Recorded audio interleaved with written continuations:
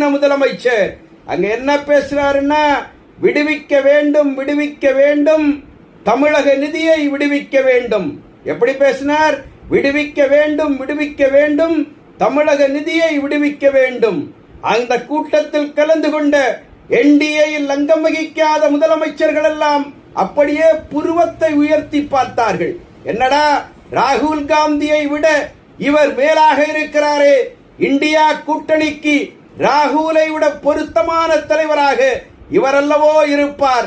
ஏன்னா பாஜகவை இந்த அளவுக்கு தைரியமாக விமர்சித்து பேசுகிறார், கேள்விகளுக்கு மேல் கேள்விகளை கேட்கிறார் என்று அவர்கள் தங்களுக்குள்ளே பேசிக் கொண்டிருந்த நேரத்தில் இந்த முதலமைச்சர் என்ன பண்ணிட்டாருன்னா, அப்படியே ஓடி போனார். எங்கே போனாருன்னா, நாடாளுகிற பிரதமரை தனியாக சந்திக்க சென்றார்.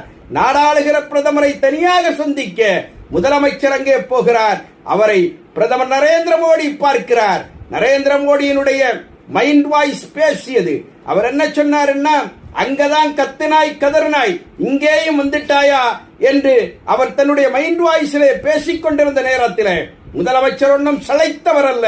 அந்த இடத்திலேயும் முதலமைச்சர் கத்தினார், கதறினார். அவர் என்ன கத்தினார், கதறினார்னா, விடுவிக்க வேண்டும், விடுவிக்க வேண்டும், உதயநிதியை விடுவிக்க வேண்டும். எப்படி கத்தினார்? விடுவிக்க வேண்டும், விடுவிக்க வேண்டும், உதயநிதியை விடுவிக்க வேண்டும்.